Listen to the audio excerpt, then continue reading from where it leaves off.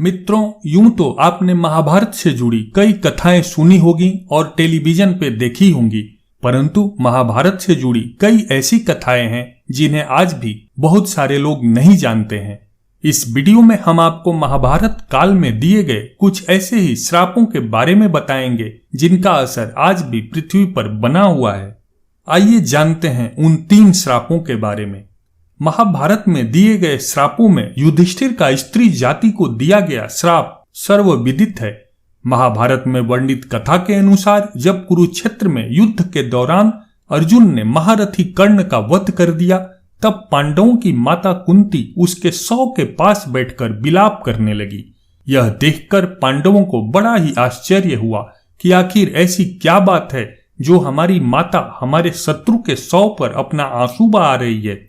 तब ज्येष्ठ पांडव युधिष्ठिर अपनी माता कुंती के पास गए और उन्होंने देवी कुंती से पूछा, क्या बात है माते, जो आप हमारे सबसे बड़े शत्रु कर्ण के शव पर विलाप कर रही हैं। तब देवी कुंती ने बताया कि पुत्रों, जिसे तुम अपना सबसे बड़ा शत्रु समझते रहे, वास्तव में वो तुम सभी का बड़ा भाई था। कर्ण राधेय नहीं बल्कि कौन्तेय था। अपनी माता के मुख से ऐसी बातें सुनकर 5 पांडव दुखी हो गए। फिर कुछ क्षण रुककर युधिष्ठिर अपनी माता कुंती से बोले, हे माते, ये बात तो आप सदा से जानती रही होंगी कि अंगराज कर्ण मेरे बड़े भाई थे। तब आपने हम लोगों को यह बात क्यों नहीं बताई? इतने दिनों तक ये बात आप छुपा कर क्यों रखी? आपके एक मौन ने हम सभी को अपने ही बड़े भाई का हत्यारा बना दिया। इसलिए मैं आज इस धर्म क्षेत्र कुरुक्षेत्र में सभी दिशाओं, आकाश और धरती को साक्षी मानकर सभी स्त्री जाति को ये श्राप देता हूं कि आज के बाद कोई भी स्त्री अपने अंदर कोई भी रहस्य नहीं छुपा पाएगी।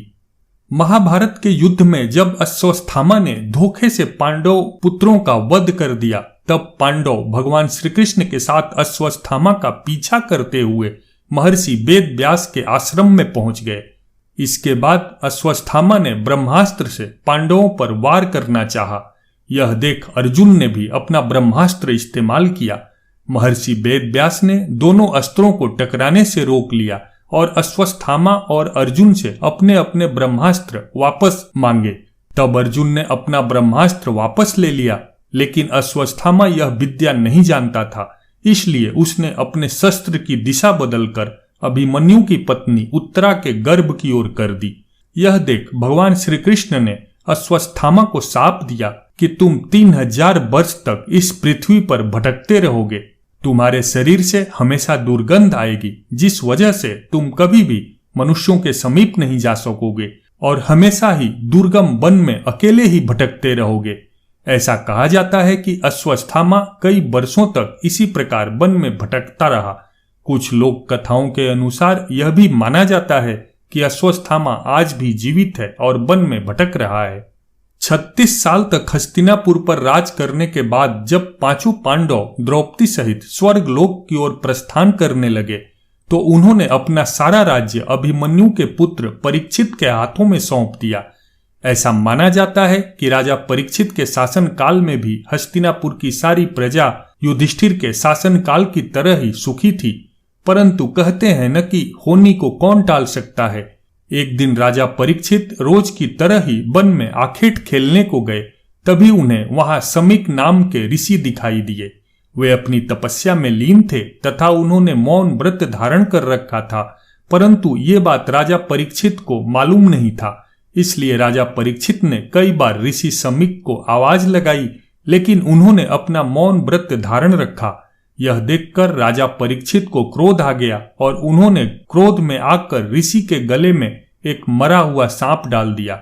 उधर जब यह बात ऋषि समीक के पुत्र श्रृंगी को पता चली, तो उन्होंने राजा परीक्षित को श्राप दिया कि आज से 7 दिन बाद राजा परीक्षित की मृत्यु तक्षक नाग के डसने से हो जाएगी।